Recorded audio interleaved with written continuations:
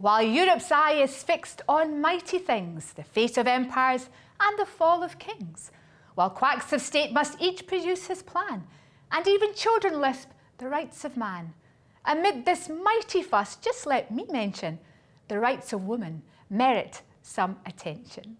And with that, welcome to the Alex Salmond Show and to a special programme on Scotland's national bard. This is Robert Burns' season, and from Moscow to Michigan, from Cape Horn to Cape Hope, from Newfoundland to New Zealand, devotees of Burns and lovers of Scotland gather to celebrate his life and work. This year, like last, some of the Burns suppers are virtual, but many will once again assume that special social collection of speeches, music, recitations and clatter that make the celebrations of Burns unique. All great Burns speeches, immortal memories they are called, have a theme, and our programme today is no exception. We look at Burns and radical political thought. Alex is joined by top Burnsian and author of Scots the Mither Tongue, Billy Kay, to explain a little of why Burns' Supper is a very special occasion and of some of the great historical figures who have fallen under the poet's spell.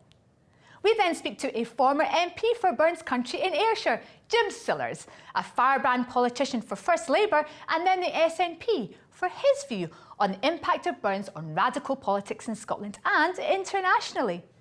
But first, to your tweets, emails and messages in response to our show last week with Colonel Wilkerson, discussing whether the late General Colin Powell was the best president America never had, and revealed his knowledge of how former Prime Minister Sir Tony Blair prior committed Britain to stand with President Bush in the Iraq War, come what may. Now, Danny says in terms of great presidents America never had, I'd say Bernie Sanders too, although he'd probably likely be anathema to most with means. The underprivileged Trump base would hopefully come to realise the purpose of politics and government. John Bissett says in terms of the stormings of the Capitol, they're right up there with the weapons of mass destruction stage political theatre to keep the masses distracted. Fiona McClay says in relation to Colin Powell, he lied about weapons of mass destruction, lost all respect for him when he did that. I wonder if he ever regretted saying it. To which Christopher responds, yes, he publicly admitted his regret for this. Steve Robertson says the best president the USA never had was Bobby Kennedy. William Thorburn says Bernie Sanders would have made a huge difference to the USA. And finally, Gervais Warren says we know that Tony is still fighting unsuccessfully to save his reputation. Now, when the Scottish Parliament reconvened in 1999, the newly elected parliamentarians were joined by the aristocracy of Scotland and royalty, assembled suitably berobed to celebrate the occasion. But the highlight of the day was something quite different. It was Scots singer Sheena Wellington performing the Burns anthem of universal equality and the brotherhood of man. Let's take a look. What though on himly fair we dine, we're hard and grey, and all that, gie fools their sulks and knaves their wine, a man's a man for all that. Well, I'm delighted to be joined by the first of our braw lads from Ayrshire, Burns Country, Billy Kay, Scots language campaigner, broadcaster. Billy, you must have, when you watched that opening of the Scots Parliament, we just seen with Sheena Wellington singing A Man's a Man, it must have given you a bit of a surge of enthusiasm to see the Scots language and Burns injected into the ceremony. It was wonderful, and Sheena's singing was wonderful, and the fact that everyone joined in and knew the words was fantastic. But it should have been the most natural thing in the world for Scots to be at the centre of the Scottish Parliament. That's the language that's expressed for the majority of the population, their culture, their history, their poetry for many centuries. It's a wonderful choice of song. A radical song that goes back to the 1790s when Burns was very aware that people were being sent to Botany Bay for radical opinions at that time, Muir of Hunters Hill, but he persisted and wrote radical songs. Sometimes they were only published anonymously in newspapers, sometimes they weren't published until after he died, they were so revolutionary. But he managed to survive. So he was as radical as he could be in that period. And I think it's important to remember that. This was a period when 20 years later, during the Friends of the People, the planting of the Tree of Liberty in the 1790s, a few decades later, you had the 1820 Weavers' Revolt, when the weavers again were for radical reform. And 3 of the weavers were hung for treason in Stirling, Bayard Hardy, etc. So this was a period of extreme suppression where Burns had to watch his back, or he could be in deep, deep trouble, or could even be tried for treason like the men in the 1790s. And how aware were the Friends of the People campaigners that they had an ally in Burns? I mean, you know, was Burns on their placards in 1820? You know, a quarter of a century after Burns' death, were they, you know, chanting Burns' lyrics as well as carrying banners saying "Scotland free as a desert"? How much was Burns part of the radical movement? He became quickly part of it after his death. So by 1820, definitely. 1790s, he was a popular poet, but because he had to keep his radicalism comparatively secret. Having said that, he was purported as having sung the French revolutionary song "Ça ira" in the Globe in Dumfries, when he also got an actress to read out the rights of women, which is a beautiful statement, radical statement for its period. While Europe's eye is fixed on mighty things, the fate of empires and the fall of kings, while quacks of state must each produce his plan, and even children lisp the rights of man. Amidst this mighty fuss, just let me mention, the rights of women merit some attention. So Scots Wi Hay is a very clever poem and song, of course, in the sense that ostensibly this is Robert the Bruce, the hero king of Scotland, addressing his army on the eve of the Battle of Bannockburn. But in reality, there are phrases in it which echo the cries of the Friends of the People, you know, liberty in every blow, this sort of stuff. And Burns, you reckon, was consciously writing this as a rallying call for radicalism. There's a lovely quotation by Ralph Waldo Emerson, the American writer. The Confessions of Augsburg, the Declaration of Independence, the Rights of Man, La Marseillaise, are not more weighty documents in the history of freedom than the songs of Burns. So that, for example, that's not hyperbole, that's true. When Texas rose up against its Mexican overlords, the proclamations had the words, "Now's the day and now's the hour," which Burns took from Blin Harry's Wallace, going back to the 14th and 15th century. So it's a radical statement going back very, very, very many centuries. Burns himself said that the story of Wallace poured a Scottish prejudice in my veins, which will boil along there till the floodgates of life shut in eternal rest. And again, that was almost treasonable at that time. So let's look at the defenders of the Alamo. I mean, this story that they were singing Tum Tati, isn't it? The music of Scots Way. Is this true? I mean, I didn't see that in the John Wayne film. I mean, were they really Scottish nationalists defending the walls of the Alamo? Well, there were a number of Scots at the Alamo, and they would have been aware of Burns, certainly. But that's a fascinating story of Scots Wi Hay. The tune is a pipe tune that goes back to the days of Robert the Bruce, and it was used at the Siege of Orleans by the Garde Écossais du Corps du Roi, the personal bodyguard of the French kings, and Joan of Arc when they liberated the city of Orleans during the Auld Alliance. And to this day, that tune, Scots Wi Hay, is a French military march, and it's called Le Marche des Soldats de Robert Bruce, or the marche qui a été jouée pour l'entrée triomphale de Jean la Pucelle à Orléans. The march played on the occasion of Joan of Arc's triumphal entry into Orléans.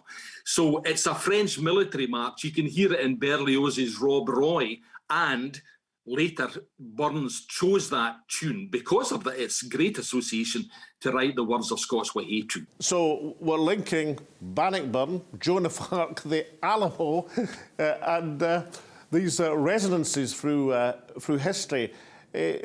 Burns, I mean, when he was capturing these songs and setting them to words, like in Scots Wi Hay, I mean, again, was this a deliberate act, or was, you know, the poet just saying, well, that's quite a suitable tune for my sentiments? You know, how much was Burns consciously combining these things? How much was the hidden hand of Burns behind these apparently historical accidents?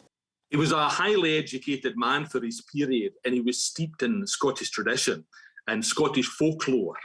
For example, when he wrote Auld Lang Syne, one of the versions he collected was from southern Spain going back a couple of centuries, and it was, "For Auld Lang Syne, my Jo, for Auld Lang Syne, we'll tak a walk to Malaga for Auld Lang Syne," referring to Malaga wine going back to the 16th century. So he was very, very conscious. Because of that too, I think the echoes that he had down through the ages and down through into other countries is fascinating, where you have people like J.D. Salinger in America with his novel Catcher in the Rye, based on a Burns song. You've got Steinbeck of Mice and Men, the title based on the best laid schemes of mice and men gang after Gley. So he was someone who penetrated the life of the people. In America, for example, Abraham Lincoln could quote screeds of Burns off by heart that he got from a Scottish friend of his. And he once memorably said that he wouldn't do the immortal memory in Chicago because he could add nothing to the eloquence of Robert Burns. And that's from one of the great orators in world history. And then the other political extreme, you've got Russia. Now, the popularity of Burns during the Soviet period is quite obvious, and he was promoted for his radical ideas. But his popularity goes back further than that. Lermontov translated some Burns. Pushkin translated the Scottish ballads. So there was an interest in Scots and Scottish culture. And it was a man called Samuel Marshak who translated Burns brilliantly that made him very, very popular in Russia. So much so that the first country ever to create a stamp of Burns was the Soviet Union in 1957. So would we say that Burns is lauded from Moscow to Michigan? We're not exaggerating. And so how do you think Robert Burns might, in this troubled world, provide points of unity in these times?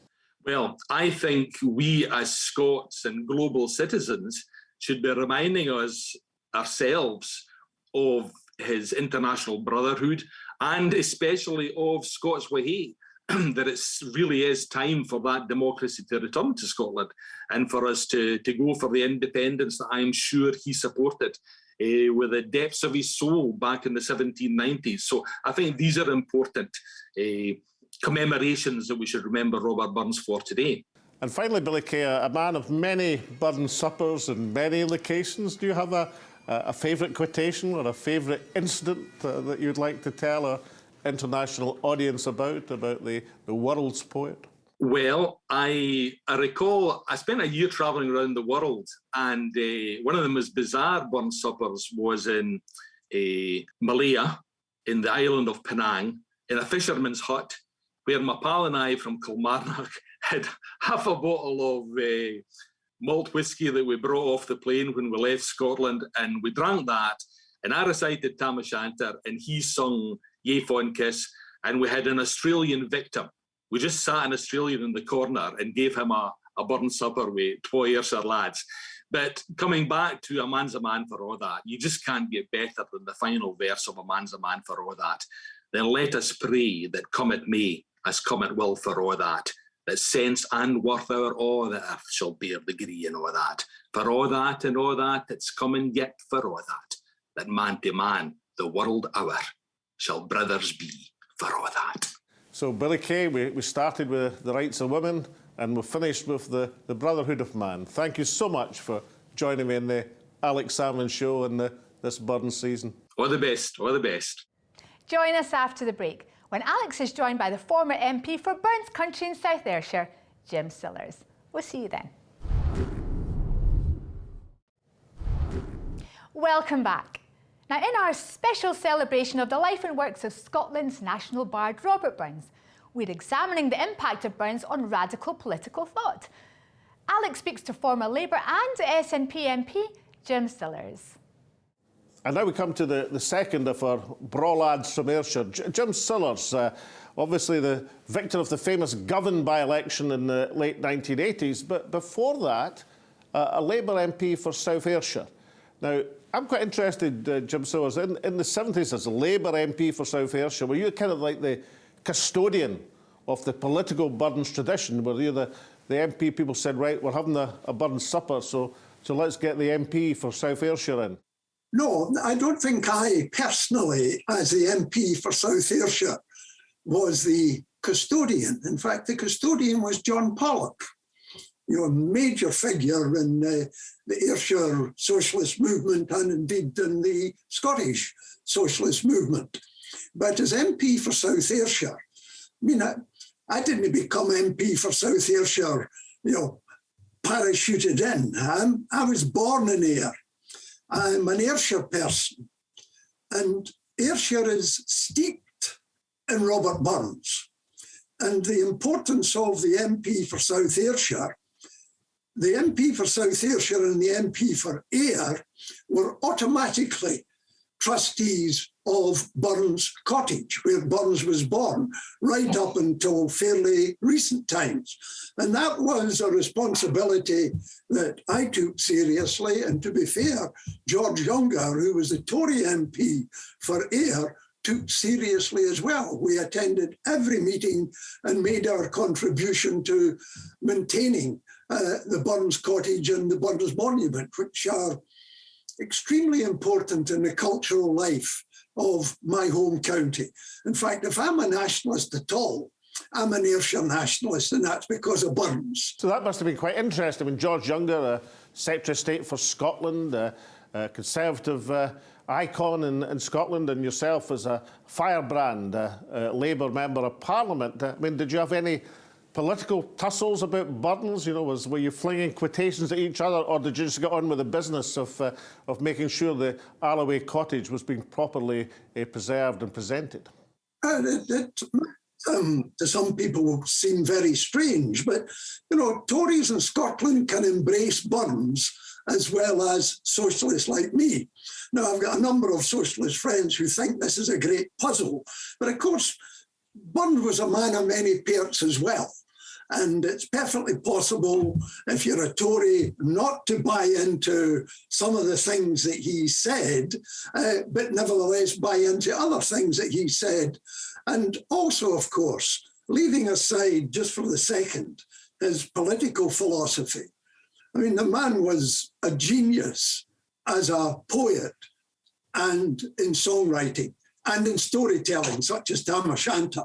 So it's quite easy for a Tory to buy into Burns the same it is for somebody on the left. So that takes us right into Burns's political impact in Scotland. Now, over the last 2 centuries in Mayor, Burns has been claimed successively for the Empire, then for the Labour movement in Scotland, and then for the Scottish nationalist in Scotland. Is that because Burns is this man of parts, or is it because that we've learned more about the messages behind Burns's poetry? From the Reformation on, there were great strands in Scottish society punting the idea of egalitarianism. What Burns did was he brought all these strands together, in my view, and created a doctrine of egalitarianism. And if you look at the poem, Man Was Made to Mourn, when he says, and I'm just going to quote it, "Were I designed on yon lordling slave, by nature's law designed, why was an independent wish ere planted in my mind?" And of course, there are other poems where it's pretty clear, as David Dicey said when introducing a major works of Burns, that he was a rebel against the social order that exists at that time. But it's this consolidation of all those strands of egalitarianism that had made Burns command and continue to command the Scottish psyche. But you have sympathy with, Hugh McDermott, the towering Scots poet of the 20th century. He was pretty waspish about Burns' suppers. attacking the suppers where the privileged gathered together, had an evening of Burns songs and radicalism, and then went off to exploit the workers as they did for the other 364 days of the year. Do you have any sympathy with McDermott's condemnation? Now, I know that, that McDermott was quite right. Others went along, high Tories or a Burns supper, and then go and exploit the worker. I never experienced that in my part of Ayrshire. And how about the other contradiction in the Burns supper, that many Burns suppers are male only? Now, I think we can agree that if Robert Burns had been organising a Burns supper, there would be no chance whatsoever that it would have been men only. Yes. I noticed in one of the papers this week that the feminist movement has been urged to have a go at Burns for his misogynist ideas and practices. And Rabbi Burns was not a paragon of virtue. I mean, the Burns suppers that I've attended and spoken at, it's been made very clear, that Burns had virtues and Burns had vices. And anybody who wants to go have a go at Robert Burns to tear down his statues and all the rest of it, I would advise them to read the epitaph. Now, I'll read it to you. Is there a man whose judgment clear can others teach the course to steer, yet runs himself life's mad career, wild as the wave? Here pause, and though through a starting tear, attend the grave. Wild as the wave, that's Robert Burns with all his contradictions, and yet that man had a social and political philosophy that's as relevant today and forms opinions today and keeps opinions today in Scotland as though he was talking yesterday. And finally, Jim Sillars, let's cast Burns internationally and tell, how would you assess Burns's impact as a romantic poet, but his impact on political thinking in the world hour? People have got to bear in mind that Burns was part of the Scottish Enlightenment. I mean, he didn't stand apart from it. He was part of the Scottish Enlightenment. And I was recently reading a book on the founding fathers of the United States Constitution. The great big debate over the Federalist Papers, which involved Hamilton, Madison, and someone else, for whose name at the moment I forget. But Madison is called the father of the US Constitution. And the Scottish Enlightenment wasn't just the Enlightenment, it was the Scottish Enlightenment, which had the greatest influence on them, and that included the works of Robert Burns. Of course, there's a contradiction there. How could you imbibe the egalitarianism of Robert Burns if you're James Madison while being a slave owner at the same time? This is one of these contradictions in history that's very, very difficult for our generation to come to terms with. But Burns had an enormous influence. And later on, I think one of the greatest influence he had was on Abraham Lincoln.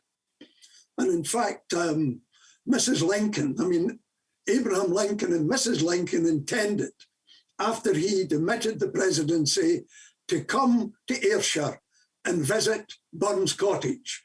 Mrs. Lincoln managed it, and of course, Abe Lincoln couldn't manage it. So, Jim Sillars, from all the Burns suppers, from all the Burns collections and poetry and songs, do you have a very favourite of your own? Yes. It's on a national victory, where it would be celebrated. And Burns' retort was, "Ye hypocrites, are these your pranks, to murder men and gie God thanks? Desist for shame, proceed nae further. God will nae gie ye thanks for murder." So Jim Sillars, Burnsian, Brawlad, with these words, which are opposite today as they were 200 years ago in May. Thank you so much for joining me again on the Alex Salmond Show. Well, I'm very glad to be here, Alec. And I look forward to the day when you and I stand in the steps of the Scottish Parliament, and if it's no Sheena herself, somebody else sings that song that opened the Scottish Parliament in 1999, this time for independence. Jim Sillars, thank you again. Given that Bob Dylan has cited Robert Burns in general, and My Love is Like a Red, Red Rose in particular, as his major artistic inspiration, the Scots bard's status as a romantic poet is beyond question. However, it was not his love poetry that kept Lincoln and Frederick Douglass, or more recently, civil rights activist Maya Angelou, steadfast on their course, or saw Burns's face on Soviet stamps, or inspired Steinbeck to describe the struggles of the common man. It was Burns's position which Liam McIlvanney has described as the poet laureate of the radical Enlightenment. And it was Burns as a poetic champion of liberty and equality which has captured the radical imagination for 1,200 years and more, and established Robert Burns as a friend of the people. Or as the poet himself put it, the rank is but the guinea stamp, the man's the gowd for all that. And what better way to play us out than Scottish singer Ryan Burns performing one of his namesake's most iconic songs. Is there for all this poverty that hangs his head and all that? The coward slave we pass him by, we dare be poor for all that, for all that and all that, our toils obscure and all that. The rank is but the guinea stamp, a man's the guide for all that. But though on him fair we dine, we're hard and grey and all that, he fills their silks and leaves their wine, a man's a man for all that.